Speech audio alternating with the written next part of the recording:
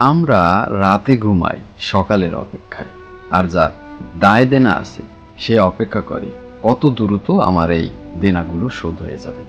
যার চাকরি নেই সে অপেক্ষা করে কবে আমি ভালো একটা চাকরি পাবো, আর যার চাকরি আছে সে অপেক্ষা করে আমি কবে রিটায়ারমেন্টে যাব।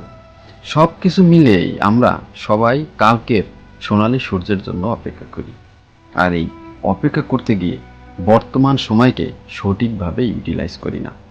বর্তমান সময়টাও যে আমাদের সোনালী সকাল, বর্তমান সময়টাও আমাদের যে সোনালী বিকেল, এই বিষয়টা আমাদের খেয়াল থাকে না। আমি একটা বাস্তব উদাহরণ দেই। আমি যখন গ্রাজুয়েশন পিরিয়ডে ছিলাম, আমার বন্ধুরা বলেছিলেন যত দ্রুত সম্ভব আমাদের এই কোর্সগুলো শেষ হয়ে সার্টিফিকেট পেয়ে গেলে বাসি।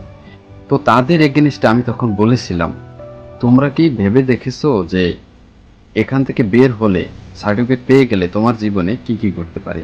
বর্তমানে তুমি পরিচয় দিতে পারো তুমি একজন ছাত্র বা ছাত্রী, বাট যখন শেষ হয়ে যাবে তখন তোমার পরিচয়টা কি হবে?